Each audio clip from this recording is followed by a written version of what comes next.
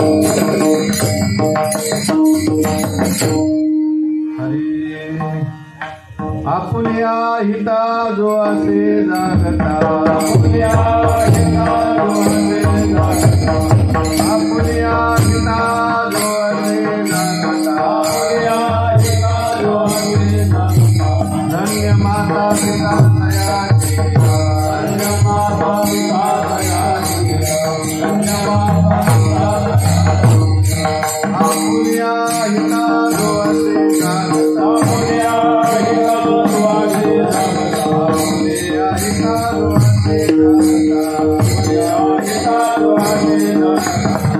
माता पिता कन्या पुत्र होती जी सात्विक कन्या पुत्र होती जी सात्विक कन्या पुत्र होती जी सात्विक कन्या पुत्र होती जी सात्विक हयाचा हरिक वाटे देवा हयाचा हरिक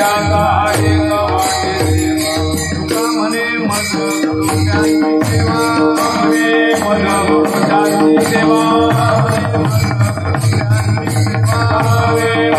हयाचा हरिक वाटे गीता भागवत करीते श्रवण गीता भागवत करीते कन्या पुत्र होती जी कन्या पुत्र होती जी कन्या पुत्र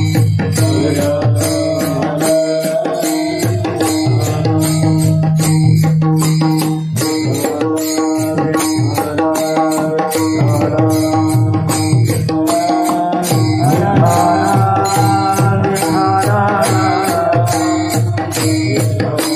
होती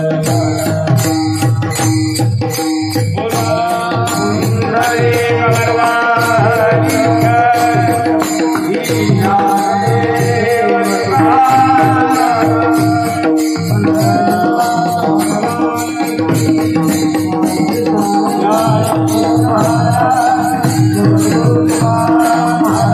हरिक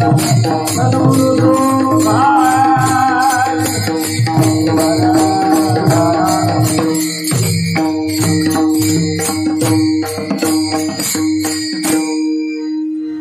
तुका म्हणे मज त्यांची सेवा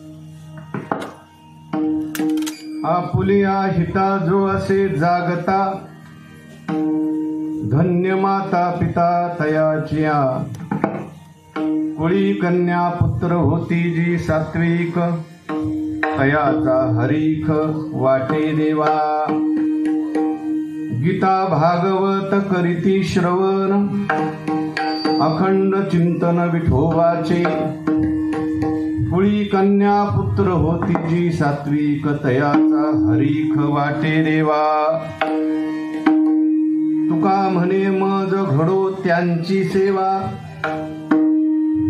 तुका म्हणे मज घडो त्यांची सेवा तरी माझ्या दैवा पार नाही कुळी कन्या पुत्र होती जी सात्विक तयाचा हरीख वाटे देवा विठ्ठल विठ्ठल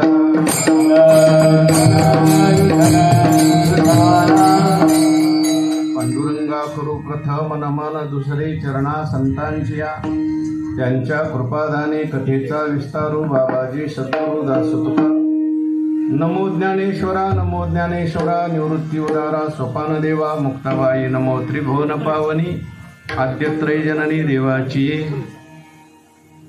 आपुलिया हिता जो असे जागता धन्य माता पिता तयाचिया कुळी कन्या पुत्र होती जी सात्विक तयाचा हरीख वाटे देवा संत श्रेष्ठ जगद्वंद्य जगद्गुरु श्री तुकाराम महाराज यांचा हा 4 चरणाचा उत्कृष्ट आणि महत्त्वाचा असा अभंग आहे. प्रस्तुत अभंगातून जगद्गुरू श्री तुकाराम महाराजांनी भगवत भक्तांचं वर्णन केलेलं आहे. त्यांच्या आईवडिलांना धन्यता दिलेली आहे आणि महाराज त्यांच्या सेवेची अपेक्षा करतात. विठ्ठल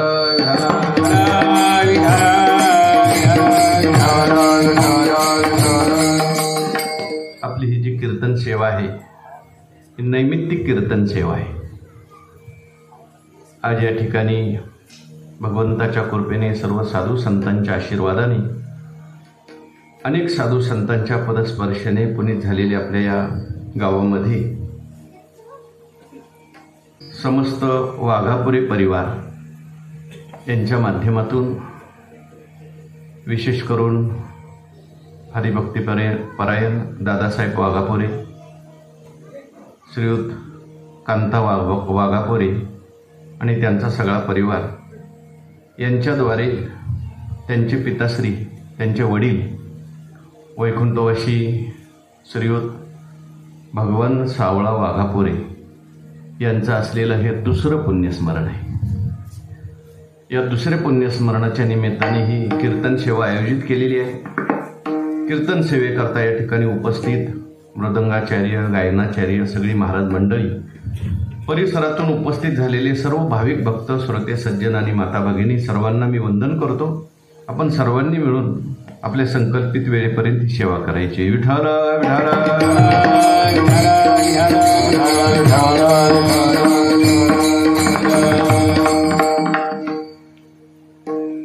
गेल्या वर्षी भव्य दिव्य प्रमाणामध्ये दादांनी वडिलांचं प्रथम पुण्यस्मरण केलं आणि याही वर्षी त्या ठिकाणी पुण्यस्मरण करण्याची योजना केली. मी दादांना म्हटलं होतं, गेल्या वर्षी मी सेवा केलेली आहे, यावर्षी लोकांना दुसऱ्या कोणाचं तरी ऐकू द्या. नवीन नवीन ऐकण्याची लोकांची इच्छा असते, पण दादांचा खूप आग्रह होता आणि म्हणून याही वर्षी पुन्हा एकदा माझ्याकडे सेवेचा योग आलेला आहे. तसं मला वाटतं या घरात कीर्तन करण्याची माझी 3री-4थी वेळ असेल. ज्याला आवड असते, ज्याला प्रेम असते, तो मनुष्य काहीतरी निमित्त काढत असतो आणि भजन कीर्तन करत असतो.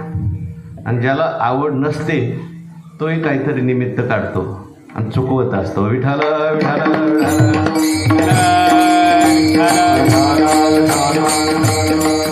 ज्याला आवड आहे, ज्याला प्रेम आहे, ज्या गोष्टीविषयी काहीतरी निमित्त करणार ती गोष्ट तो करणार.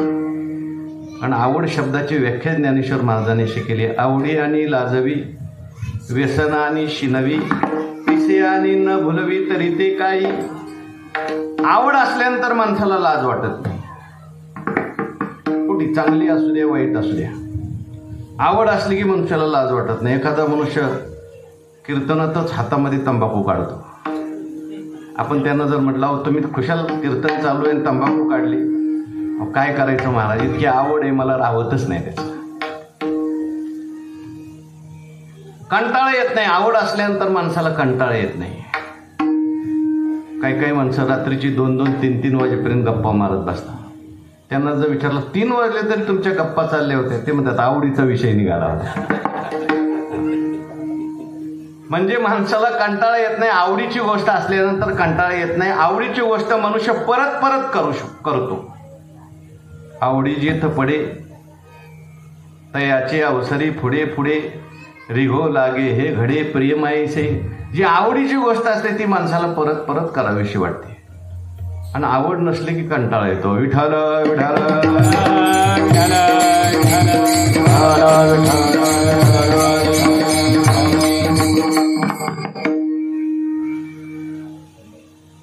दादांचं सगळ्यांच्या विषयी असलेलं प्रेम आणि दादावर असलेलं सगळ्यांचं प्रेम.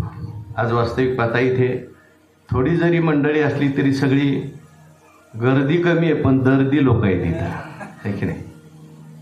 सगळी महाराज मंडळी येते आणि दादाची सेवा, दादांची जी सेवा आहे आपल्या संपूर्ण पंचक्रोशीमध्ये, परिसरामध्ये कुणी कुठे जरी स्वयंपाकाला बोलवलं तरी दादा कधी नाही म्हणत नाही. आणि मी असं ऐकलंय ठरवून जात नाही, हे की नाही? ही चांगली गोष्ट आहे. काय माणसं जोडणं ही फार कठीण गोष्ट आहे. पैसा मिळवता येईल, इस्टेट मिळवता येईल, पण माणसं कमवणं अवघड आहे. विठाल विठाल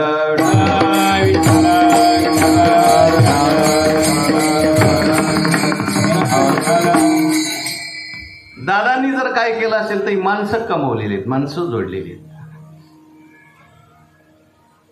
आणि माणसं जोडण्याकरता खरोखर माणसाचा स्वभाव चांगला लागतो बरं का. वरून वरून चांगलं आणि आतून जर वेगळं असेल तर त्याच्याकडून माणसं जोडली जाऊ शकत नाही.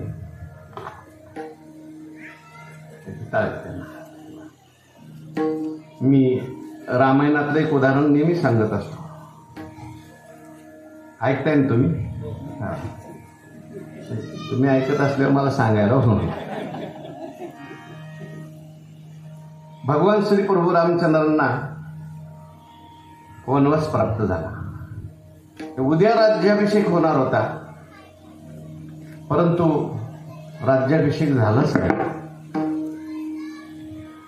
रात्रीमध्ये एका बाईने सगळं राजकारण फिरवून टाकलं आणि राज्याभिषेक होणार होता ते वनवासात जावं लागलं. पण भगवान परमात्मा आहेत, ते तुमच्या आमच्याकरता चरित्र केलंय, लीला केलंय. प्रतिकूल परिस्थिती सुद्धा आपल्या जीवनात अनुकूल करून कशी घ्यायची आणि समाधानी कसं राहायचं हे तुम्हाला आम्हाला शिकवायचं होतं. आणि म्हणून प्रभू रामचंद्रांच्या चेहऱ्यावर दुःख नाही बरं का. राज्याभिषेक होणार आहे म्हणून आनंदही नाही आणि वनात जावं लागतंय म्हणून दुःख नाही. याला म्हणायचं समदृष्टी.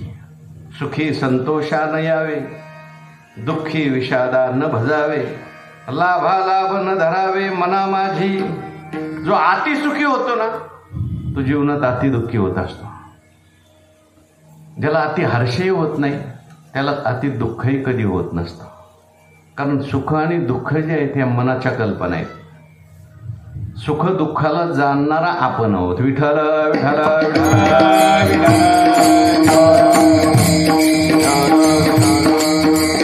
प्रभू रामचंद्रांच्या चेहऱ्यावर दुःख नाही, प्रभू रामचंद्रांच्या चेहऱ्यावर अजिबात उद्विग्नता नाही. वर्णन असं केलंय, ते आईला भेटायला गेले कौशल्या मातेला आणि कौशल्य माता सकाळपासून वाट बघत होती, कधी माझा राम येईल. आज माझ्या रामाचा राज्याभिषेक आहे, आज माझ्या रामाचा राज्याभिषेक आहे. रामा, अरे अजून तू सकाळपासून काही खाल्लं नाही, आज मला तुला गादीवर बसलेलं पाहायचंय.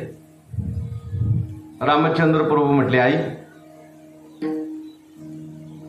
मी मोठा भाऊ आहे आणि भरत माझा लहान भाऊ आहे. मी मोठा असल्यामुळे वडिलांनी मला मोठं राज्य दिलंय वनाचं, आणि भरत लहान असल्यामुळे भरताला अयोध्येचं राज्य दिले लहान आहे म्हणून. म्हणजे मला वनवास मिळालाय असं म्हटले नाही, मला वनाचं राज्य प्राप्त झालंय. पिता दीन मोहे कानन राजू असे शब्द आले. आता त्या काही आईची अवस्था झाली असेल. सगळ्या पूर्ण अयोध्येमध्ये वार्ता पसरली आणि अयोध्येमध्ये सगळे लोक जमा झाले. त्याच्यामध्ये यांच्या परिवारात एक उग्र होते, उग्र स्वभावाचे ते लक्ष्मण महाराज. त्यांना राग आला. लक्ष्मण महाराजांनी सगळी सेना गोळा केली. प्रभू रामचंद्राकडे आले आणि सांगितलं, कोण वनात तुम्हाला पाठवतोय बघतो.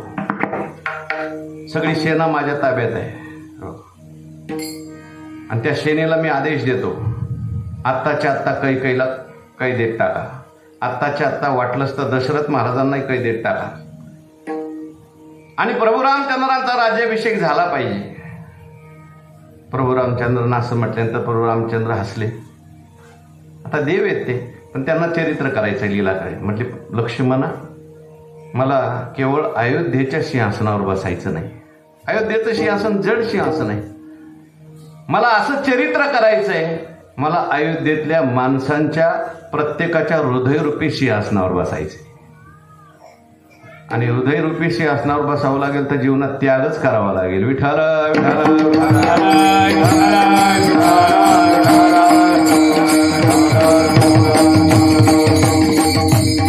म्हणजे सगळ्यांच्या हृदयात आपल्याला जर स्थान मिळावं असं वाटत असेल तर मनुष्याने आपल्या जीवनात काहीतरी लोकांच्या करता करावं लागेल. मी कशा करता बोललो? काहीतरी दादांची सेवा आहे म्हणून आपण सगळे लोक या ठिकाणी आलेलो आहोत. आणि हे सेवेचं काम जे आहे ते अवघड काम आहे बरं का. 2 तास कीर्तन सांगणं सोपं आहे, पण कीर्तनात सांगितलंय ते 5 मिनिटं वागणं अवघड आहे. विठ्ठल विठ्ठल.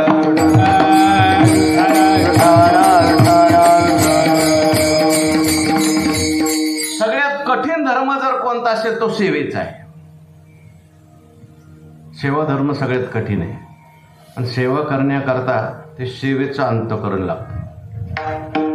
पण काही मंडळी अशी असतात, तुम्ही बघा, त्यांची सेवेचीच वृत्ती असते.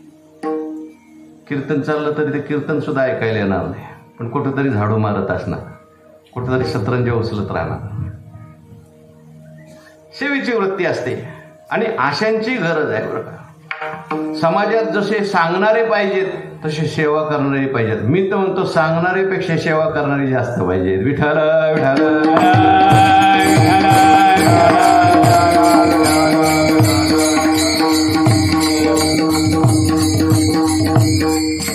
आणि दादांनी जी स्वीकारलेली आहे ती जीव घालण्याची सेवा स्वीकारलेली.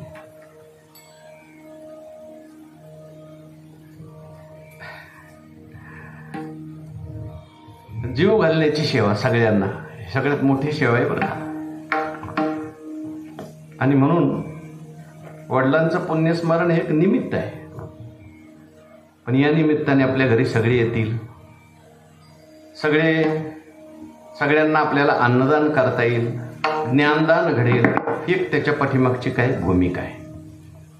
जशी यशोदा होती, कृष्ण जन्माला आल्यानंतर यशोदा सुद्धा असं म्हणतात 15 दिवसाला उत्सव करायची.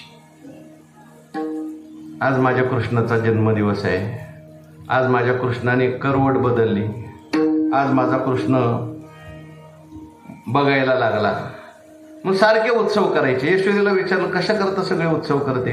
यशोदेने सांगितलं या निमित्ताने तरी भजन होत आहे, कीर्तन होत आहे, लोक माझ्याकडे येतील, माझ्या कृष्णाला आशीर्वाद देतील. तसं वडिलांचं हे पुण्यस्मरणाचं एक निमित्त आहे. या निमित्ताने सगळी मंडळी या ठिकाणी आली. अन्नदान होतंय, ज्ञानदान होतंय, पुण्य कार्य आहे. विठ्ठल विठ्ठल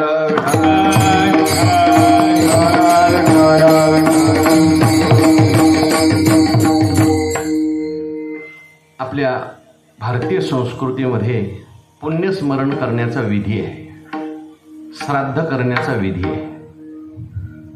आपल्याकडे जरी एखादी व्यक्ती गेली, स्थूल शरीराने जरी गेलेली असली तरी आपलं शास्त्र असं सांगतं की ती व्यक्ती सूक्ष्म शरीराने असते.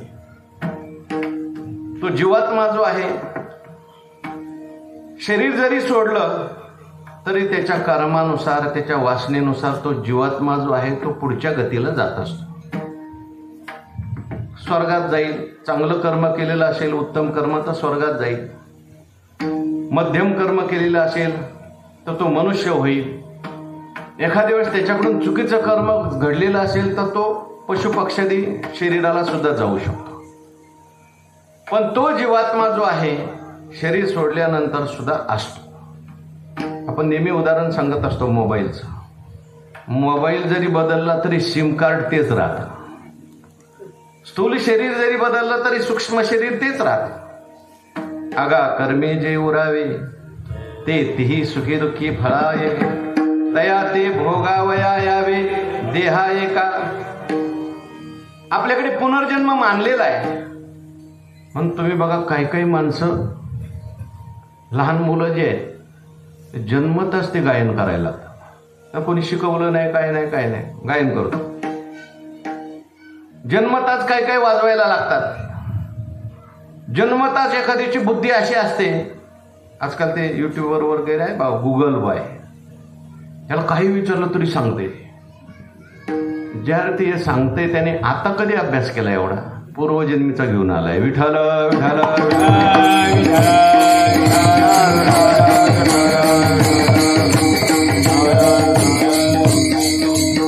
म्हणून आपण या जन्मात जेवढं काही करू ते सगळं कर्म संस्कार पुण्य पुढच्या जन्मात आपल्याला उपयोगाला येतं.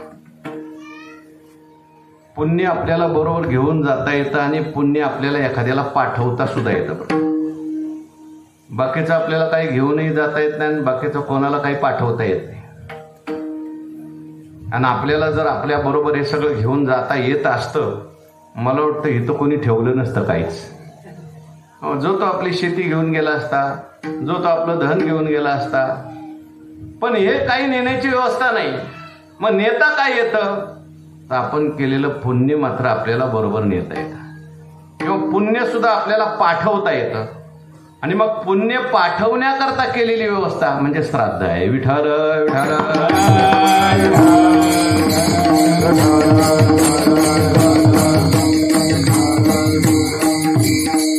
आपल्याला सोडून जे काही लोक गेले, वडील असतील, आई असेल, आजोबा असतील, ही सगळी मंडळी आपल्याला सोडून गेली. त्यांनी आपल्याकरता खूप काही करून ठेवलं. त्यांचे आपल्यावर फार उपकार आहेत. आई वडिलांचे सगळ्यात जास्त उपकार आहेत, कारण त्यांनी आपल्याला जन्म दिला, वाढवलं, अनेक कष्ट केले, साहस केले.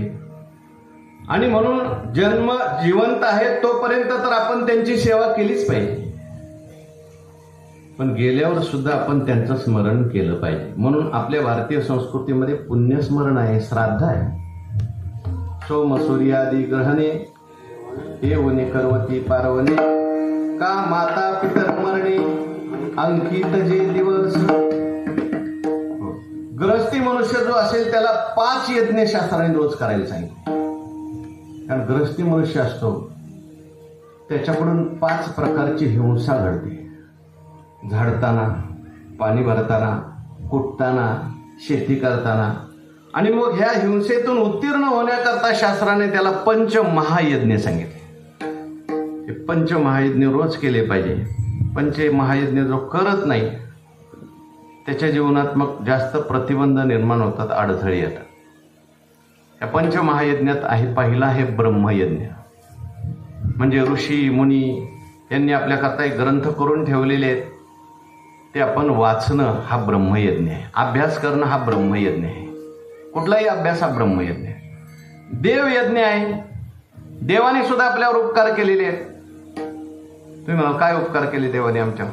दिले इंद्रिय, हातपाय कान, डोळे मुख बोलाया वचन.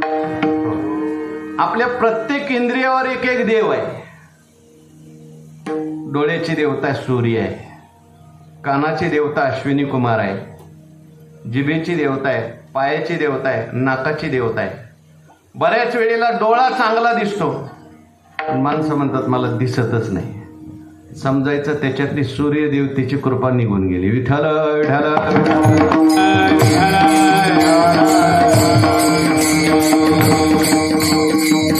म्हणून आपल्याला शास्त्र सांगतं सकाळी उठल्यानंतर रोज सूर्याला काय तुम्ही द्या? अर्घ्य द्या.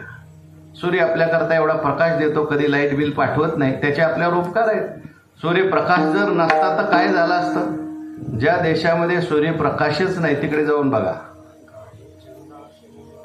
सूर्यप्रकाशाचं खूप मोठं महत्व आहे. सूर्य देवता आहे, अग्नी ही देवता आहे. अग्नीच नसता तर आपल्या जीवनात किती नुकसान झालं असतं.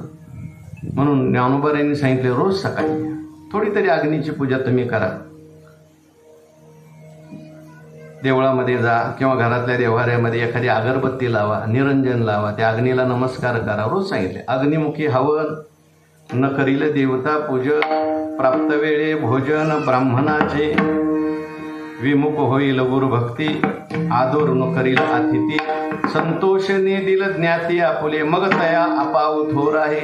ज्ञानोबाराय म्हणतात मग अशा माणसांना काय होतं? जो देवपूजा करत नाही, जो अग्नीची पूजा करत नाही, अतिथीची सेवा करत नाही, पितरांचं काहीच कार्य करत नाही, त्याच्याकडे असलेलं सगळं निघून जातं आणि आहे ते भोगता येत नाही. विठ्ठल विठ्ठल.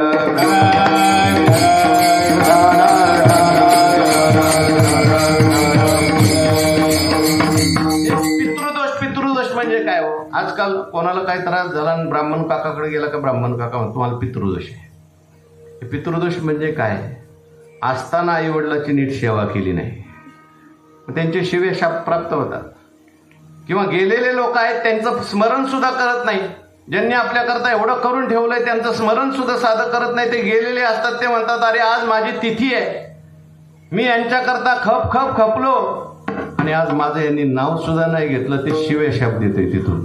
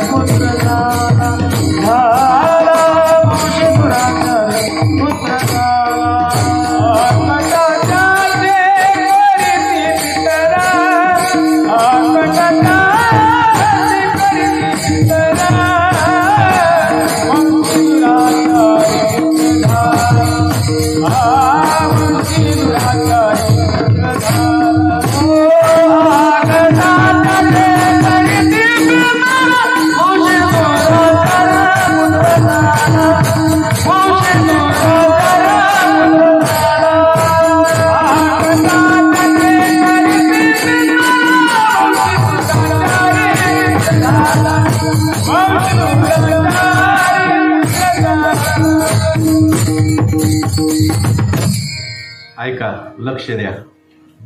तुकाराम महाराज म्हणतात आहा कटा त्याचे करीती पितर. पितरांना जर घास देणार नसेल, पितरांचं स्मरण करत नाही, गायीची सेवा करत नाही, देवाची पूजा करत नाही, आईवडिलांची सेवा करत नाही, समाजाची सेवा करत नाही, कधी अतिथीला पाणी देत नाही, असे जे कोणी असतील त्यांचे पितर त्यांच्यावर नाराज होतात. आणि नाराज होऊन ते पितर त्यांना मग शाप देतात. आणि शाप दिल्यानंतर मग त्यांच्या जीवनात अडचणी यायला सुरुवात होते. लोक म्हणतात लग्नच जमत नाही, जमलं तरी पोरगच होत नाही, पोरग झालं तरी टिकतच नाही. लग्न जमलं हो पण टिकलंच नाही. विठाल विठाल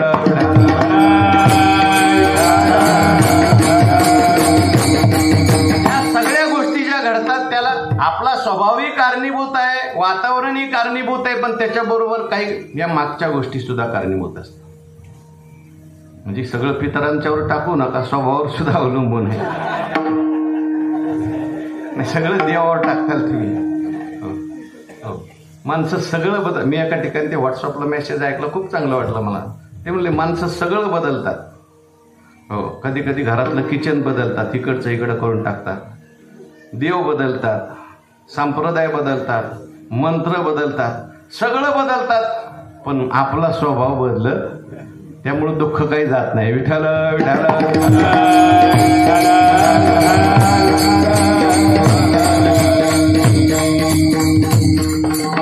परंतु हे शास्त्राने सांगितलेलं आहे बरं का. श्राद्ध वगैरे कशा करता शास्त्राने सांगितलेल्या गोष्टी आहेत. बरं, या निमित्ताने काय होतं, सगळे लोक एकत्र येतात, अन्नदान होतं, नामस्मरण होतं, चिंतन होतं, विचारांची देवाणघेवाण होते, चांगली गोष्ट आहे. म्हणून हे सगळे कार्यक्रम आपल्याकडे पूर्वीपासून ठेवलेले आहेत. म्हणून हे नैमित्तिक कीर्तन आहे. दुसरं वर्ष श्राद्ध आहे आणि दुसरं वर्ष श्राद्ध सुद्धा पुन्हा एकदा आवडीने प्रेमाने या ठिकाणी दादाने ठेवलेलं आहे. तुकाराम महाराजांचा अभंग आपण निवडलेला आहे. महाराजांनी या अभंगामध्ये भगवत भक्तांचं वर्णन केलेलं आहे आणि त्यांच्या आई वडिलांना धन्यता दिलेली आहे. किंबहुना अशा भक्तांची संतांची सेवा करण्याची अपेक्षा तुकाराम महाराज या अभंगात करतात. वास्तविक पाहता तुकाराम महाराज म्हणजे कोणाचंही वर्णन न करणारे. आणि तुम्हाला आम्हाला सुद्धा तुकाराम महाराज म्हणतात तुम्हाला वर्णनच जर करायचं असेल तर तुम्ही देवाचं वर्णन करा, संतांचं वर्णन करा, माणसांचं वर्णन करत बसू नका. काय होतं, काय काय लोकांना स्वतःचंच वर्णन करायची सवय लागलेली असते. काय काय लोकांचं भाषण जर तुम्ही ऐकलं ते परत परत त्यांचा द्रुपद ठरलेलं असतं मी. त्याचं दुकान काही चालत नव्हतं पण मी त्याला सांगितलं इकडं टाक म्हणून चाललं, मी सांगितलं म्हणून त्या दुकान चाललं. यांना सांगितलं होतं दुकान इथं टाकू नको पण माझं ऐकलं नाही म्हणून दुकान बंद पडलं. म्हणजे त्याचं चालू का न चालू पण ह्याचा मी चालला पाहिजे. काही काही माणसं स्वतःच सांगत राहतात. कधी भेटला मनुष्य की मी असं केलं, मी तसं केलं, मला असं, मला तसं, मला ना हे जमत नाही, मला वा मीच वर्णन केलं तर असं वर्णन केलंय शास्त्रामध्ये, जो स्वतःचं वर्णन करतो त्याला आत्महत्याचं पाप लागतं. विठ्ठल विठ्ठल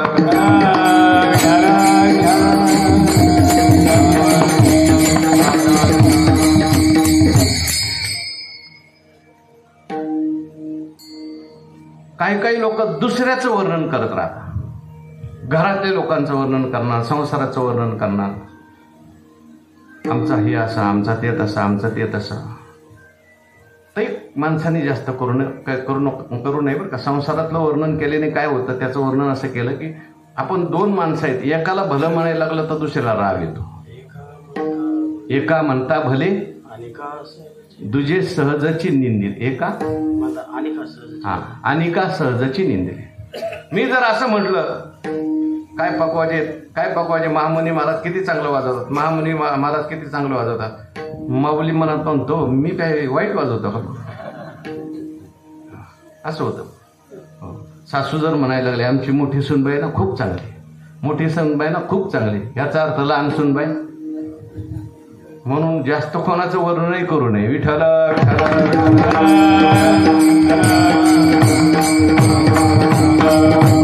करायचंय वर्णन, भक्तांचं वर्णन करा, कारण भक्तांचं वर्णन केलं तर माणसाला पुण्य मिळतं.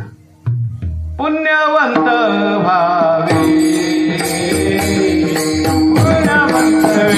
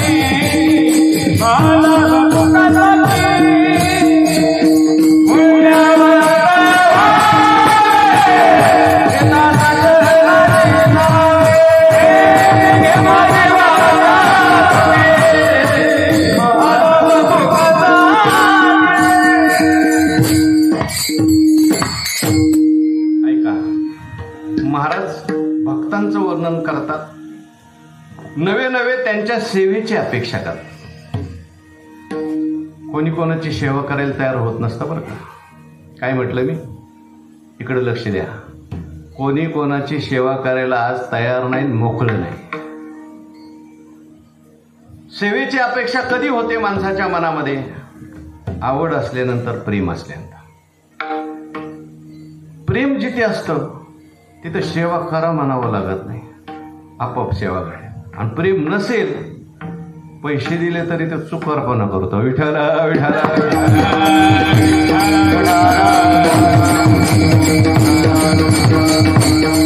जिथे आपली श्रद्धा आहे, जिथे आपली आवड आहे, जिथे खूप प्रेम आहे, तिथे सेवा घडणार. तुकाराम महाराजांच्या अंतःकरणामध्ये अशा भगवत भक्ताच्या विषयी प्रेम आहे. तसं तर तुकाराम महाराज सगळ्यांना देवस्वरूप समजतात, पण भक्तांच्या बाबतीत, संतांच्या बाबतीत महाराजांच्या अंतःकरणात खूप प्रेम आहे. आणि अशा भक्तांच्या सेवेची अपेक्षा महाराज करतात. पण ते कोणते भक्त आहेत, त्यांचं काय लक्षण आहे, ते अभंगाच्या पहिल्या चरणात धन्यवाद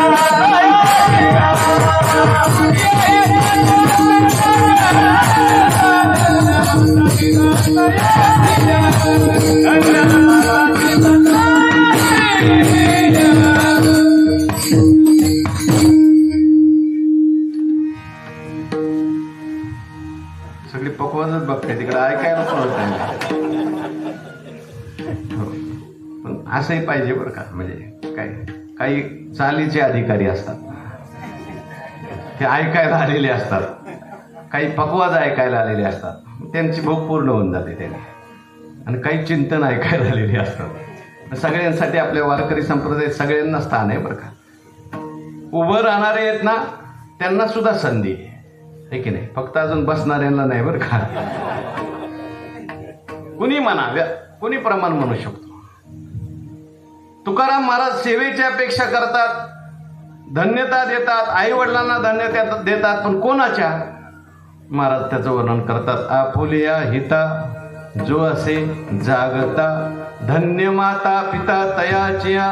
जो आपल्या हिताच्या ठिकाणी जागा आहे तो तर धन्य आहेच आहे, परंतु त्याचे आई वडील सुद्धा धन्य आहेत. विठ्ठल विठ्ठल.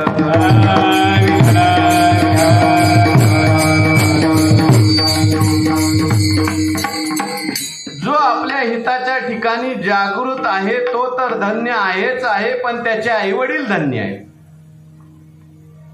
आता हित म्हणजे काय? हिताच्या ठिकाणी जागा असणं म्हणजे काय? आणि त्याला धन्यता दिली आणि त्याच्या आईवडिलांना का धन्यता दिली? तर थोडासा विचार करायचा आहे. ऐका, काही लोक असे असतात त्यांना हिताचं ज्ञानही नाही आणि ते हिताच्या ठिकाणी जागेही नाहीत. एक वर्ग आहे ज्याला ज्ञानही नाही आणि तो जागाही नाही. दुसरा वर्ग असा आहे तो जागा आहे पण त्याला हिताचं ज्ञान नाही. हित व्हावं वाटतंय, हित व्हावं वाटतंय, प्रयत्न करतोय, परंतु त्याला हित म्हणजे काय माहिती नाही. तिसरा एक वर्ग असा आहे त्याला हित माहिती आहे पण तो हिताच्या ठिकाणी जागा नाही. आणि चौथा वर्ग असा आहे त्याला हितही कळतं आणि तो हिताच्या ठिकाणी जागृत असतो, प्रयत्नही करतो. विठ्ठल.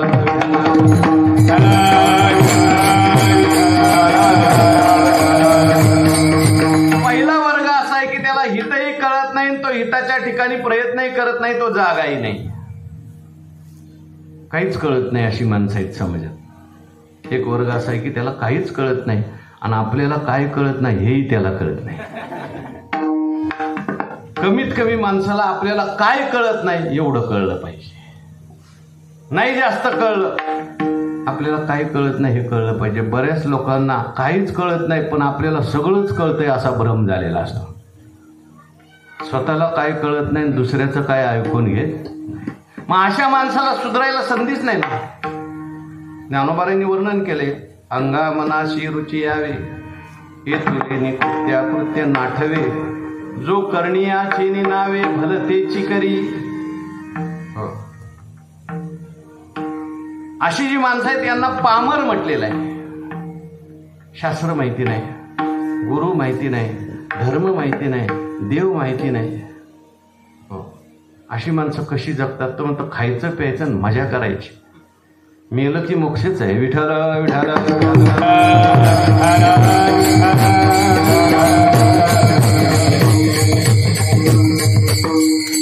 मूर्ख माणसं. शास्त्राचं ऐकायचं नाही, गुरुचं ऐकायचं नाही, संताचं ऐकायचं नाही, कोण चांगलेचं ऐकायचं नाही. आपल्याला सगळंच काही कळतंय असं म्हणून संपूर्ण जीवन जगणारी माणसं आहे. मी उदाहरण सांगत असतो. एक मूर्ख मनुष्य होता, चुकीचं वागायचं. गावामध्ये कोणालाही काही बोलायचं, काही खायचं, कुठेही बसायचं, कुठेही कसंही बघायचं.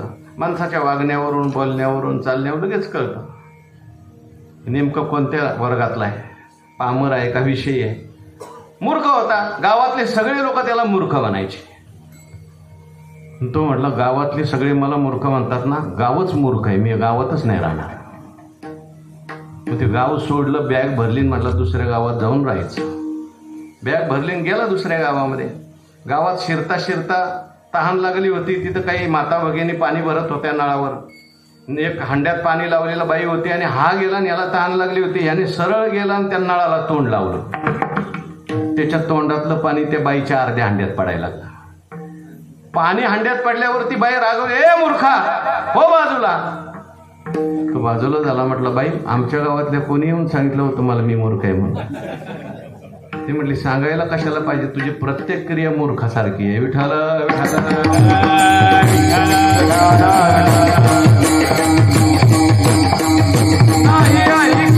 गाईले गीत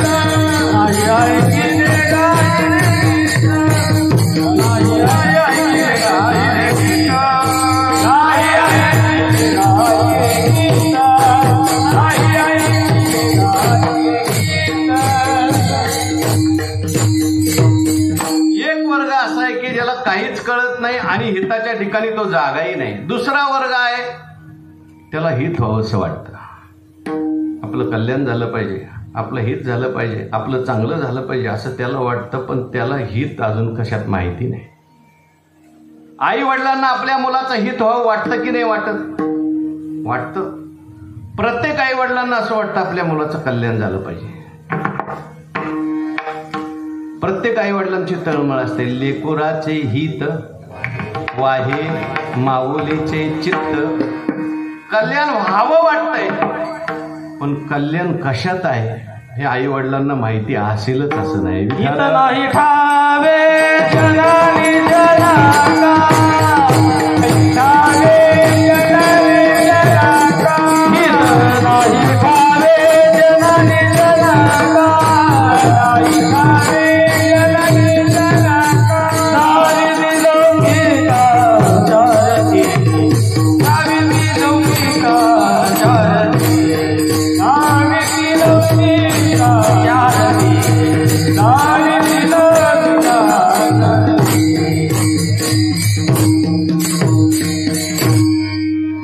आई वडिलांना मुलाचं हित कशात आहे माहिती नाही. आपला मुलगा डॉक्टर झाला पाहिजे, आपला मुलगा इंजिनियर झाला पाहिजे, आपला मुलगा झाला पाहिजे, चांगली गोष्ट आहे. पण याचबरोबर आपला मुलगा एक आदर्श नागरिक झाला पाहिजे, मनुष्य झाला पाहिजे, हे सुद्धा खूप महत्वाचं आहे. एखादा मुलगा जर लहान मुलगा देवळात जायला लागला, भजन करायला लागला, सगळेच आईवडिलांना आवडेल असं नाही बरं का. तुकाराम महाराजांनी असं लिहिलंय, काही आईवडील असे म्हणतात, काय पोरा लागली चट धरी वाट देवळाची, आमचे कुळी नव्हते आईसे हेची पिशे निवडली. एखादा मुलगा चांगला वागायला लागला तरी काय काय आईवडिलांना आवडत नाही. एखादा जर लहान मुलगा असेल, तो म्हणला मी शाकाहारी राहणार, मी खाणार नाही, आई वडील म्हणतात असं कुठं चालतं का, तो मूर्ख आहेस का काय? विठ्ठल विठ्ठल विठ्ठल. अरे बाबा, हे तुझे खायचे प्यायचे दिवस आहेत, नाही खाल्ल्या पिल्ल्यावर कसं चालेल असं म्हणतात. परमार्थाला आपला मुलगा व्यसनी होईल याच्याकडे लक्ष नाही, परमार्थिक होऊ नये असं वाटतं.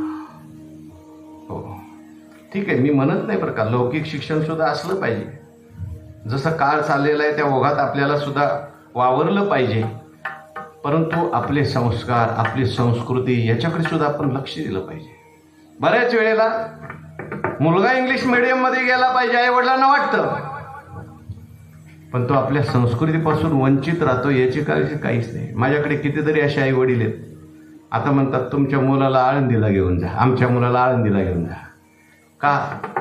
मोबाईल नाही दिला म्हणून आईलाही मारतोय आणि वडिलालाही मारतोय. म्हटलं मी सांगितलं होतं मराठी मीडियमला घाला, तेव्हा नाही ऐकलं माझं. विठाला विठाला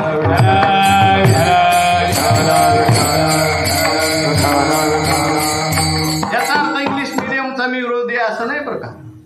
इंग्लिश मीडियमलाही घाला, पण त्याला हे सगळे संस्कार शिकवा. किती मोठा आपल्याकडे ठेवाय, ज्ञानेश्वरी आहे, गाथा आहे, भागवत आहे, हे सगळे ग्रंथापासून तो वंचित राहिला नाही पाहिजे. नाही तर बऱ्याच वेळेला काय होतं, आपण ऐकतोय किती मोठी मोठी माणसं, सुशिक्षित माणसं. आता ही ते वळशंकर डॉक्टरांची घटना घडली, कुठल्या सोलापूरमध्ये. सगळ्यात मोठं हॉस्पिटल आहे त्यांचं, न्यूरोलॉजिस्ट.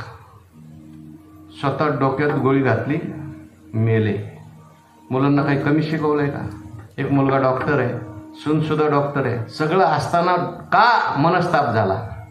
संस्कार नाही दिले. विठ्ठल विठ्ठल विठ्ठल.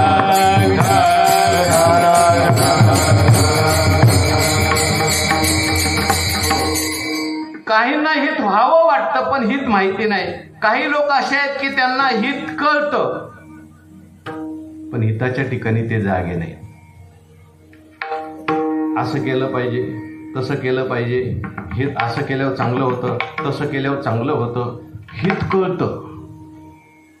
पण त्याला जर म्हटलं तुम्ही सगळं आम्हाला सांगताय पण तुम्ही वागत नाही, तो म्हणतो सांगायचं मीच आणि वागायचं मीच. म्हणजे तो फक्त सांगतो. मी उदाहरण नेहमी सांगत असतो, एका बाईचा की एकुलता एक मुलगा मेला. दुःख झालं. स्वाभाविक आहे, किती जरी परमार्थिक मनुष्य असला घरात अशी घटना घडली की दुःख होणार आहे. बाई रोडायला लागली, मोठ्या मोठ्याने आक्रोश करायला लागली. शेजारी एक पंडित राहत होता आमच्यासारखा. तो आला आणि बाईला समजून सांगायला लागला, बाई रोज माझं तुम्ही प्रवचन ऐकताय, रोज माझं तुम्ही कीर्तन ऐकताय, मी गीतेत सांगितलंय ना आत्मा अमर आहे, शरीर जाणारच आहे, कशा करता एवढा रडताय, कशा करता एवढा शोक करताय.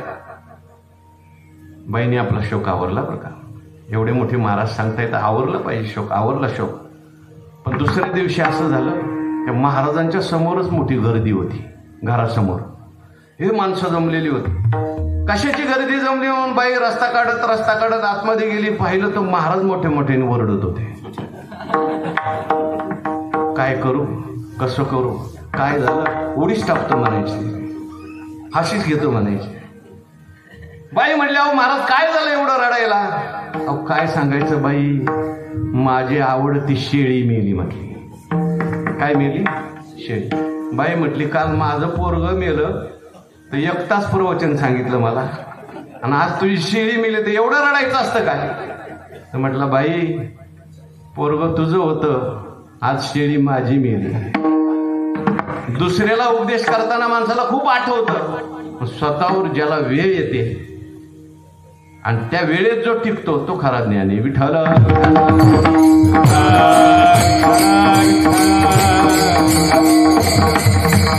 म्हणजे हित सांगतो दुसऱ्याला, हित कळलंय परंतु हितानुसार वागत नाही. आपल्या मराठी भाषेत याला म्हणे कळतं पण. डॉक्टरनी सांगितलंय त्याला, तुला डायबिटीज झालेला आहे, गोड खाऊ नको. दुसऱ्याला उपदेश करतो, कन्सल्टिंग करतो, खाणं चांगलं नाही, असं खाल्लं पाहिजे, तसं खाल्लं पाहिजे. त्याच्या ताटात लाडू आले, गुलाबजामुन आले की म्हणतो एक वाढाव, असंही मरायचंय आणि तसंही मरायचंय. समजायचं याला कळतं पण कळत नाही. हिताच्या ठिकाणी हितही माहिती नाही, हित माहिती आहे पण तो जागा नाही. पण 4था वर्ग जो आहे ज्याचं तुकाराम महाराजांनी वर्णन केलंय त्याला हित कळतंय. हित म्हणजे काय? माणसाच्या जीवनात हित कशाला म्हणायचं? हित ते करावे देवाचे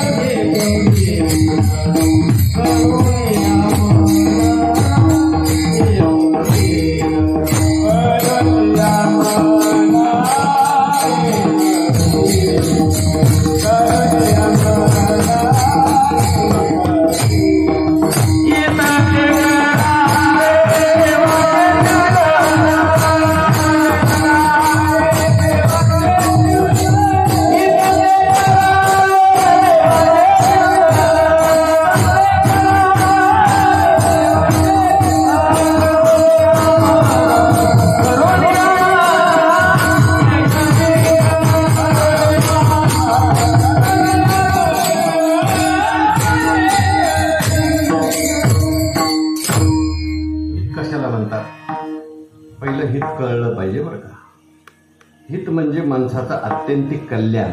अतिकल्याण रूपत्वात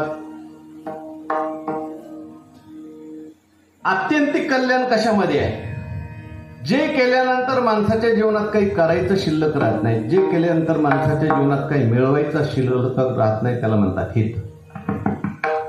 आणि असं जर काय असेल तर ते देवाचं चिंतन आहे. बघा, बाकी आपण सगळं केलं पाहिजे, व्यवहार म्हणून आपण सगळं करतो, पण बाकीचं सगळं जे आहे ते नाशिवंत आहे.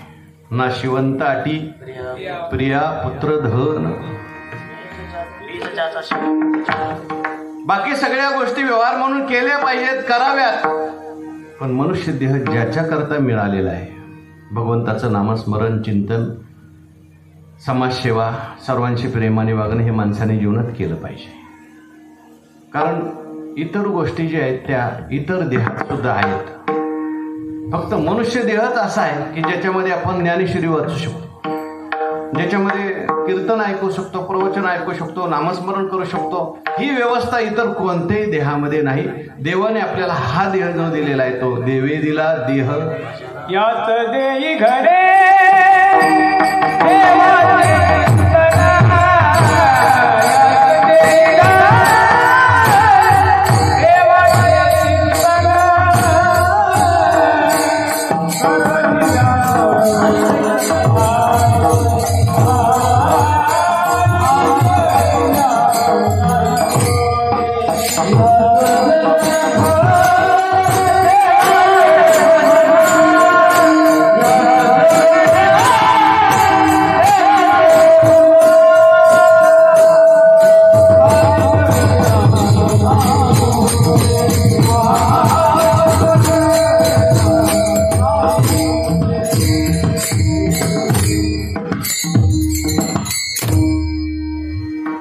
पहिल्यांदा कळलं पाहिजे. नुसतं कळून उपयोग नाही, त्या ठिकाणी माणसाने जागा असलं पाहिजे, त्याच्यासाठी प्रयत्न करावे. श्रवण केलं पाहिजे, मनन केलं पाहिजे, नामस्मरण केलं पाहिजे, तीर्थयात्रा केल्या पाहिजे, देवाची पूजा केली पाहिजे, सत्कार्य केलं पाहिजे, समाजाची सेवा केली पाहिजे, आईवडिलाची सेवा. कारण ही सगळी जी साधनं सांगितली देवाकडे जाण्याकरता सांगितलेली साधन. आणि म्हणून जो अशा प्रकारे आपलं हित जाणून हित करण्याकरता जागा आहे, आई वडिलांची सेवा करतोय, समाजाची सेवा करतोय, देवाची सेवा करतोय, सत्कर्म करतोय, असा जागा मनुष्य आहे. तुकाराम महाराज म्हणतात, धन्य माता पिता दयाच्या. त्याच्या आई वडिलाला धन्यता देण्याची काय गरज आहे हो? कारण तो ज्या अर्थी एवढं सगळं करतोय त्याच्या पाठीमागे त्याच्या आई वडिलाचा सुद्धा हात आहे बघा. एखादी व्यक्ती जेव्हा घडते, कशी घडते, शास्त्रांनी त्याचा थोडासा विचार केलेला आहे. जीव जो आहे तो कसा घडतो, काही तो आपलं पूर्वजन्माचं घेऊन येतो बरं का. जीव जो आहे पूर्वजन्माचं काही घेऊन येतो. काही आईच्या आईवडिलाचं घेतो, काही बापाच्या आईवडिलाचं घेतो, आईवडिलांचं बरचसं घेतो. आणि ज्यांच्या संगतीत तो राहतो त्यांचं बरचसं घेतो आणि तो घडतो. विठ्ठल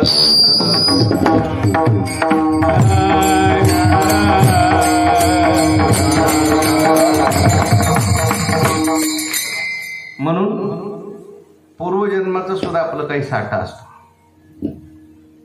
त्याच्यानंतर आईच्या आईवडिलाचा सुद्धा परिणाम होतो. म्हणून आपल्याकडे विवाह करत असताना कुळांचा विचार करायला सांगितलं. कुळे शोधून या दोन्ही, कुमारीची शुभ लग्नी असं म्हटलंय. काही लोक म्हणतात काय कुळण बिळ काय बघायचं, कशा करता काय विचार आहे. बाबा त्यांचे संस्कार इकडे येतात, यांचे संस्कार इकडे येतात. आपण प्रयत्नाने ते बाजूला करू शकतो, पण येतात त्याला काय करायचं. आणि बरंचसं आई वडिलांचं येत असतं. मुलांच्या मध्ये असं म्हटलेलं आहे, शुद्ध विजा पोटी फळे रसाळ गोमटी. बीज जर शुद्ध असेल तर फळ शुद्ध असलंच पाहिजे. विठ्ठल विठ्ठल.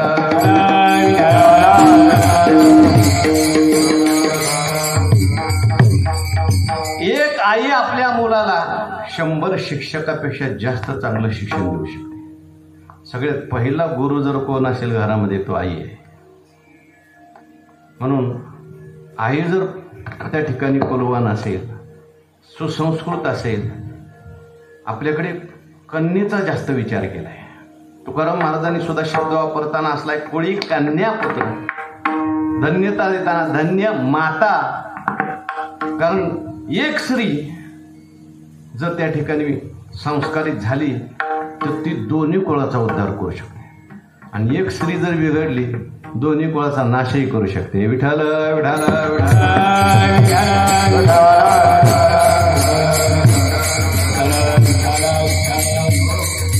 आपल्याकडे अशा कितीतरी स्त्रिया होऊन गेल्या. आज छत्रपती शिवाजी महाराज घडले. का घडले, कोणामुळे घडले, आपण नाव कोणाचं घेतो? जिजाबाई साहेबांचं नाव घेतो. चरित्र वाचा तुम्ही. मी कुठंतरी आता परवा चरित्रामध्ये ऐकलं, शहाजीराजे भोसले इकडे होते, दक्षिणेत कर्नाटकात. आणि जिजाऊ आईसाहेबांना कुठं ठेवलं होतं? शिवनेरीला. इकडे राज्य त्यावेळेस सगळं मुघलांचं होतं. आणि अशा काळामध्ये जिजाऊ आईसाहेब शिवाजी महाराजांचा जन्म झाला असं म्हणतात. शिवाजी महाराज मोठे झाले. शिवाजी महाराजांनी बरेच किल्ले घेतले तरी शिवाजी महाराजांची भेट नव्हती असं मी परवा एका प्रवचनात ऐकलं. काय मला माहिती नाही. म्हणजे दोघांचा भेटीचा सोहळा कसा झाला त्याचं वर्णन त्या व्याख्यात्यांनी सांगितलं. म्हणजे आता शिवाजी महाराज मोठे झालेत, अनेक किल्ले घेतलेत, सर्व काही आहे. शहाजी महाराजांच्या कानावर ही सगळी बातमी जाते. माझा शिवा मोठा झालाय, जन्माला आलाय, किल्ले. पण इकडं गेलं आणि जर आलं तर त्या मुघलांना असं वाटायचं यांचा याच्यात हात आहे. मग शहाजी महाराजांना त्रास द्यायला सुरुवात करायची. मग भेटीचा जो सोहळा ठेवला, मोठे झाले शिवाजी महाराज 16 वर्षाचे. हो, त्या व्याख्यात्याने तर सांगितलं लग्न सुद्धा झालं होतं. हा, आणि सोहळा ठेवला जेजुरीला. एकदम जर दोघांची भेट झाली, कधी कधी आनंदाच्या भरामध्ये सुद्धा हार्ट अटॅक येतो. पण पूर्वीचा काळ म्हटले घरी भेटायचं नाही. शहाजी महाराज म्हटले मला भेटायचंय, मुलाला भेटायचं, इतके दिवस पाहिलं नाही. भेटण्याकरता तो सोहळा ठेवला जेजुरीच्या गडावर. म्हणजे पहिल्यांदा देवाचं दर्शन घ्यायचं दोघांनी. तिथे असलेले जे पुरोहित आहे त्या दोघांना तयार करणार, सांगणार आता हे सगळे अवतारी पुरुष आहेत पण आपल्यासाठी लिहिला. आणि मग पहिल्यांदा असं तुपाचं भांडं आणलं. त्या तुपाच्या भांड्यामध्ये शहाजी महाराज बसले. त्या तुपाच्या भांड्यात शिवाजी महाराजांचा चेहरा पाहिला असं वर्णन केलं. आपल्याकडे संस्कृती आहे, वडिलांनी सुद्धा सगळ्यात लगेच मुलाचा चेहरा पाहायचा नाही, काय तर तुपाच्या भांड्यात वगैरे पाहायचं अशी काय ते रूढी आहे. मग तुपाच्या भांड्यात शिवाजी महाराज, तुपाच्या भांड्यातच जिजाबाई दिसल्या, तुपाच्या भांड्यातच सुनबाई दिसल्या. विठाला विठाला विठाला.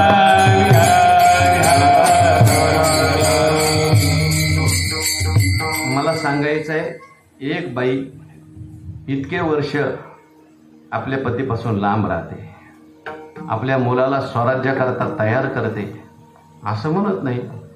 आहे का आमचा काय विचार? कसलं आलं स्वराज्य, कसलं आलं फिराज्य, काय करायचंय आम्हाला तसलं, असा जिजाबाईंनी विचार केला असता आज आपल्याला हे दिवस दिसले नसते. विठाला विठाला.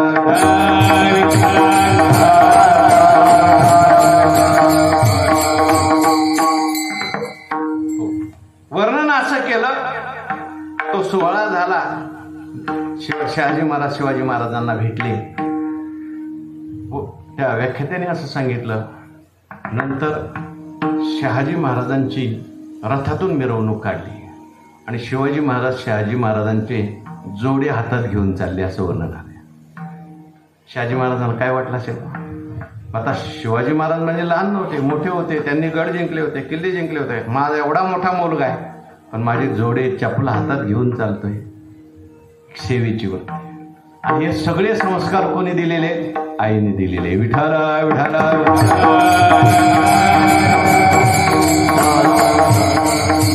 आपल्या शास्त्रामध्ये एक आई अशी होऊन गेली, तिचं नाव आहे मदालसा. राणी होती, फार मोठ्या राजाची ती राणी होती. पण ती मुलाला पाळण्यात घालायची आणि पाळण्यात घातल्यानंतर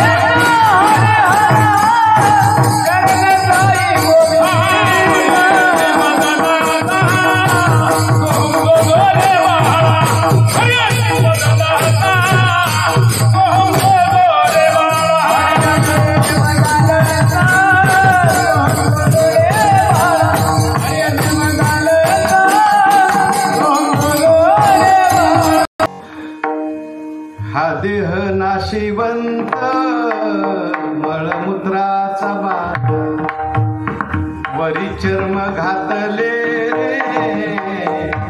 कीटकांचा सांड रव रव दुर्गंधी रे अमंगळ हेचा बांध पाळण्यातला मुलगा आणि त्याला झोपवताना आई गीत गाते. गीत गात असताना ज्ञानोबारायांचा मोठा अभंग आहे बरं का. सगळं तत्वज्ञान त्याला सांगते. आता त्या पाळण्यातल्या पोराला काय करायचं, मोठ्या घोडेम्याला कळत नाही, पण त्या आईमध्ये एवढी मोठी ताकद होती, त्या लहान मुलावरच परिणाम व्हायचा. त्या पाळण्यातच त्याला तत्वज्ञान व्हायचं आणि पोरग मोठं झालं की जंगलातच निघून जायचं. त्या राजाने सांगितलं ठीक आहे 6 मुलाला तू असं केलं, किती केली 7 का 8, 9व्या पोराला मी करू देणार नाही, एक तरी राहू दे ना मला सांभाळायला घरी. त्या मुलाला सांगितलं ठीक आहे मी तुला आता काही उपदेश करत नाही, पण त्याच्या हातामध्ये तिने एक ताईत बांधली. त्या ताईतमध्ये सगळा उपदेश लिहिला. ती म्हटली ज्यावेळेस तुझ्या जीवनात खूप संकट येतील, कठीण प्रसंग येईल बाळा, त्यावेळेस माझा हात ताईत वाच, तुझं कल्याण होईल. विठ्ठल विठ्ठल.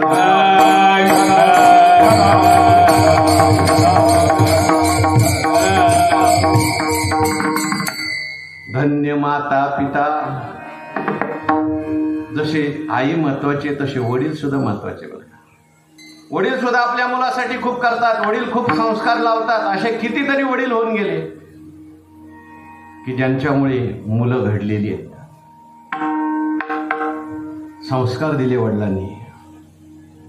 ऋषभदेवांचं वर्णन आपण नेहमी ऐकतो. ऋषभदेव आपल्या सगळ्या मुलांना बसवायचे शाळेतून आल्यानंतर आणि बसवल्यानंतर त्यांना उपदेश करायचे. आजकाल मुलांचा आणि आईवडिलांचा संवादच होत नाही. मुलांना वेळ नाही, आईवडिलांना वेळ नाही मुलांच्याकरता. TV बघायला वेळ आहे पण पोरांच्याकडे लक्ष द्यायला वेळ नाही. बरीच माणसं आमच्याकडे आळंदीला पोरं घेऊन येतात लहान लहान. बाबा ह्याला पोराला संस्थेत टाकायचं. म्हटलं वय किती आहे? 8 वर्ष 7 वर्ष. मी म्हणतो त्याला जरा घरी राहू द्या, खायला प्यायला घाला चांगलं, घरीच त्याच्याकडून हरिपाठ म्हणून घ्या, तुम्ही संस्कार लावा घरी. इथं आल्यानंतर आता इथं म्हणजे वेगवेगळ्या संस्काराची पोरं आलेली असतात. बरं सगळे संस्थेमध्ये काय लक्ष देतातच असं नाही काय हो. तो व्यवसाय झालेला आहे आता पैसे कमवण्याचा.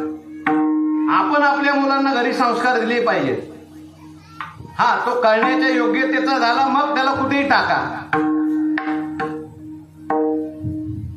असं म्हटलेलं आहे आई जेव्हा मुलांना खाऊ घालते तेव्हा ती नुसतं अन्न नाही खाऊ घालत, प्रेम खाऊ घालते. आणि मग तो मुलगा सुद्धा पुढे आई वडिलांच्यावर प्रेम. जी मुलं लहानपणापासून हॉस्टेलला टाकली म्हणजे सगळेच असे असतात, अपवाद असू शकतो, त्यांचं मग आई वडिलाविषयी पुढे प्रेम राहत नाही. असं एक सर्वसाधारण निरीक्षण आहे. त्या ऋषभदेवांनी मुलांना सांगायचं मुलांनो तुम्ही शाळा शिका, तुम्ही संसार करा, चांगलं आहे, पण याच्यावर हा विचार करा मनुष्य देह कशा करताय. विठ्ठल विठ्ठल.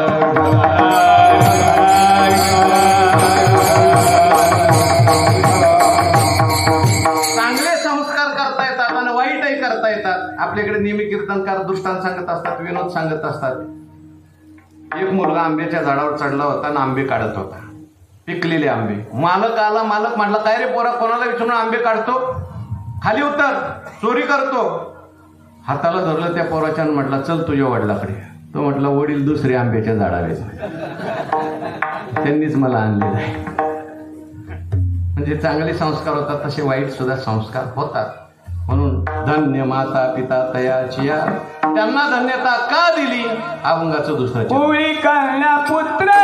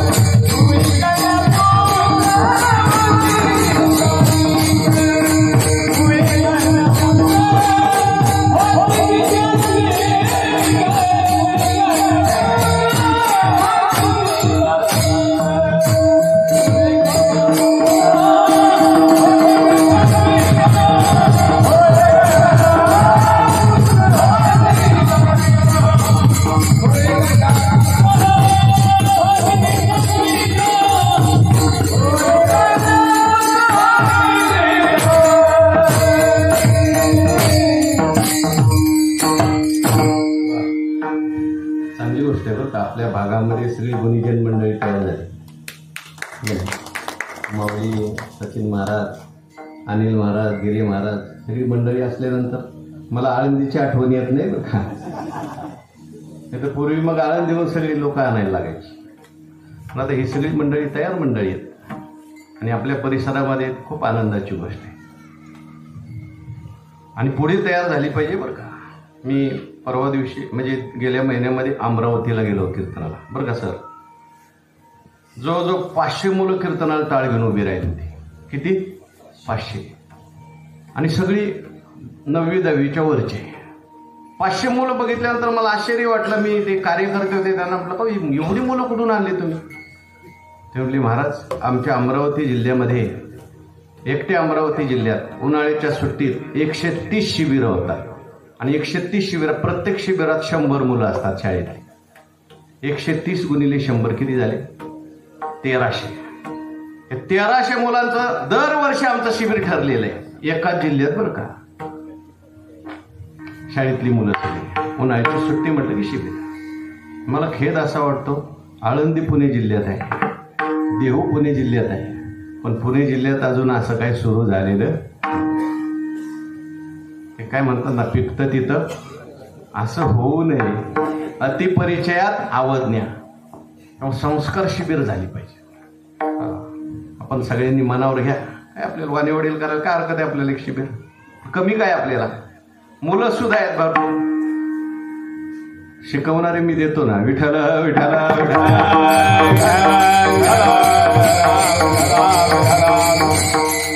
वाणीवडीत खूप चांगलं वातावरण तयार झाले. मला वाटतं 2-4 भागवत झाले असते, पण खूप महिला मंडळी एवढं तयार झाले. मला वाटतं गीता घेतली, सगळी गीतेची संहिता घेतली. 15-20 महिला अशा आहेत की ज्यांनी संपूर्ण गीता तयार संहिता घेतली. आता मुखोद्गत करू लागले. विष्णू सहस्रनाम बऱ्याच बाया आता पाठ करतायत, माता भगिनी. तसं आता ही पुढची पिढी सुद्धा तयार झाली पाहिजे. आता ही मंडळी आहेत, यांनी आतापर्यंत चालवलं, हे पुढे चालवतील. नवीन तयार झाले पाहिजे संस्कार. याच्याकरता शिबिर घ्यायला काय हरकत नाही ना. मुलांच्या करता घेऊन आपण एक मध्यवर्ती असं कुठंतरी जर घेतलं शिबिर सगळ्यांच्याच करता, मुलांच्या करता. मी तर आता मला असा विचार आला की कीर्तनकाराचं एक शिबिर घेऊ आपण. म्हणजे तुम्ही सगळी आता कीर्तन करणारी मंडळी आहे ना, तुम्हाला काहीतरी लाभ होईल ना. कीर्तन तर करतातच सगळी मंडळी, पण संस्थेच्या पद्धतीने थोडं संस्कृत, थोडंसं वेदांत, म्हणजे ज्ञानेश्वरी कळेल, गाथा कळेल, अशा दृष्टीने आपण एक प्रयोग करायला काय हरकत आहे. नियमावली पुन्हा विठ्ठल विठ्ठल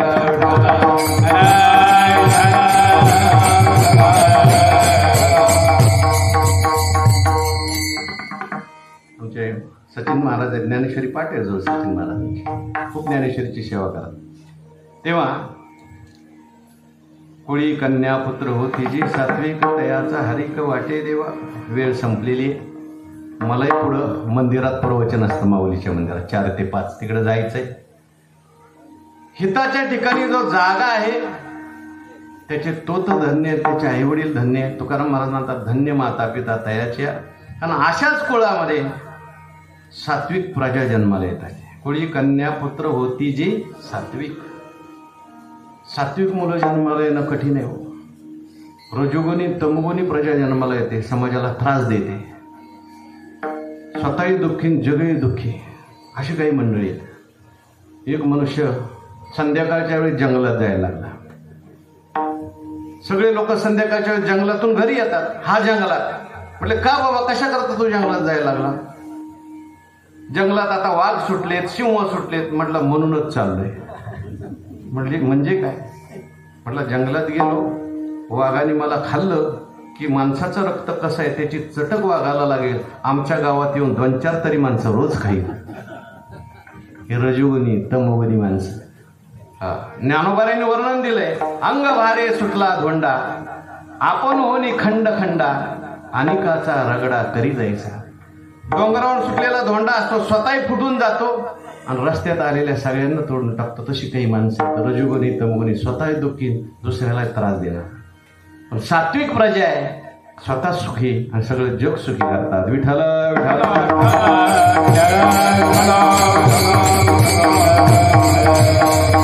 तुकाराम महाराज जन्माला आले, पवित्र ते कुळ पावन,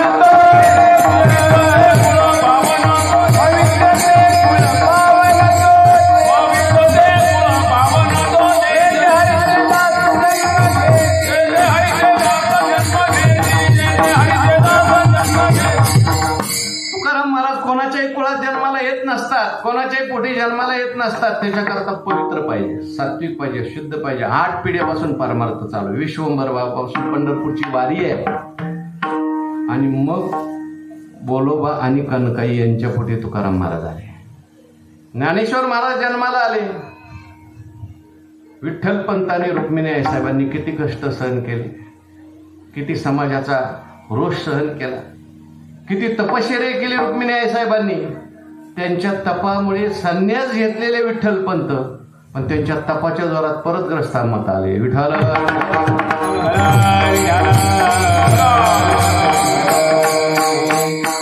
कुळी कन्या पुत्र, पण ते हिताच्या ठिकाणी जागा आहे. त्याच्याकरता काय करतात? गीता भागवत करीती श्रवण, अखंड चिंतन विठोबाचे. हिताच्या ठिकाणी जागा आहेत म्हणजे नेमकं काय करतात? तुकाराम महाराज म्हणतात ते गीतेचं श्रवण करतात. गीता असा ग्रंथ आहे, त्याच्यामध्ये कर्म आहे, उपासना आहे आणि ज्ञान पण आहे. कर्तव्य मूढ झालेल्या अर्जुनाला आपल्या कर्तव्यामध्ये प्रवृत्त करण्याकरता भगवंतांनी गीता सांगितली आणि अर्जुनाने आपलं कर्तव्य परत केलं.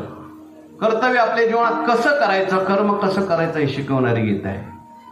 कर्म तर सगळेच करतात, पण ते कर्म दुःखाला कारणीभूत होतं. कोणतंही कर्म करा, पण ते कसं केलं पाहिजे. कर्तृत्व अभिमान नको, फलाची आसक्ती नको, असं सोडून कर्म केलं पाहिजे. ज्ञानपूर्वक कर्म केलं पाहिजे. याच्याकरता गीता माणसाने एकदा तरी वाचावं का.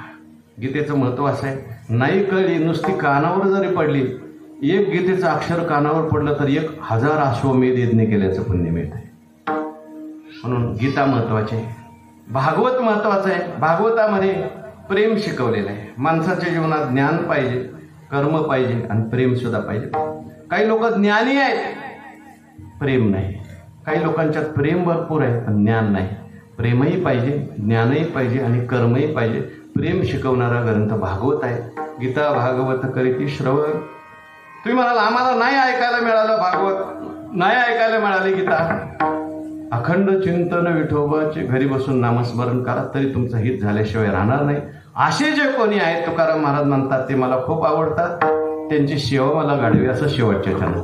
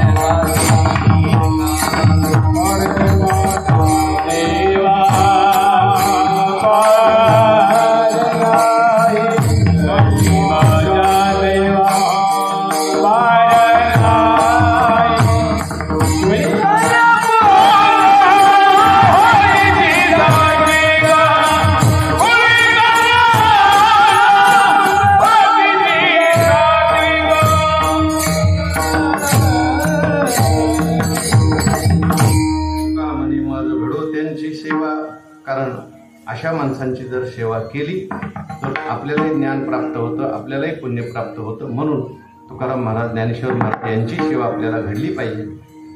सेवा आपली संपलेली आहे. थोडंसं भजन करू सगळे मिळून आणि सेवेला पूर्ण विराम. विठोबा रखुमाई जय जय विठोबा रखुमाई, विठोबा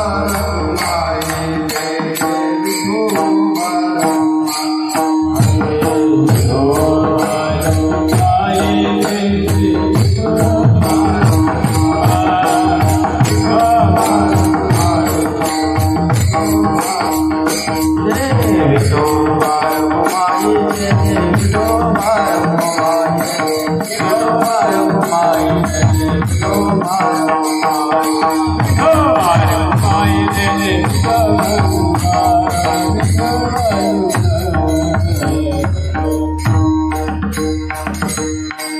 पुरुष मंडळी पुढं, महिला मंडळ मागं. विठोबा रखुमाई जय जय विठोबा रखुमाई, विठोबा रखुमाई जय जय विठोबा रखुमाई. महिला मंडळ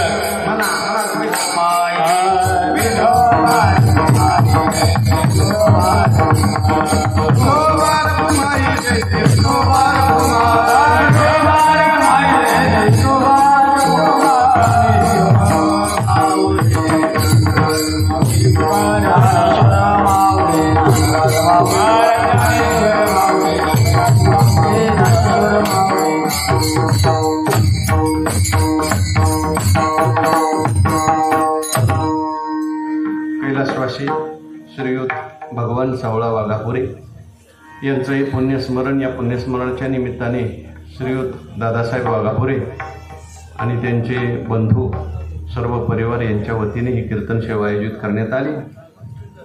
या निमित्ताने आपण सगळ्यांनी मिळून भगवंताचं चिंतन केले. तसं पाहायला गेलं तर हे श्राद्धाचं कीर्तन, 13व्याचं कीर्तन, या बरेच वेळेला कीर्तनात लोक उशिरा येतात बरं का. म्हणजे कीर्तन जर 10:30 ते 12 असेल तर लोक 11:30च्या पुढे येतात. कारण जावं लागतं, पाहुणे असतात आणि श्राद्धाला आपण गेलं पाहिजे, वर श्राद्धाला गेलं पाहिजे, नाहीतर मग पाहुणे रागवतील म्हणून बरीच लोक येतात. पण इथं तसं नाही बरं का. कोणी बऱ्याच ठिकाणी मी कीर्तनाला श्राद्धाचं घेतच नाही, वर श्राद्धाचं वगैरे घेत नाही. कारण तिथं आलेली जी लोक असतात ते ऐकण्याकरता आलेलीच नसतात. व आपलं श्राद्धाचं आहे, त्यांना वाईट वाटेल म्हणून आलेली बरीच माणसं असतात. त्यांचं लक्ष काही कीर्तनाकडे लागत नाही शेवटपर्यंत. पण ही आपली सगळी प्रेमाची मंडळी आलेली आहेत. सगळ्यांनी कीर्तन ऐकलेले, आपली वेळ संपलेली आहे. याच ठिकाणी आपण कीर्तनाला पूर्ण विराम देऊ. विठ्ठल जय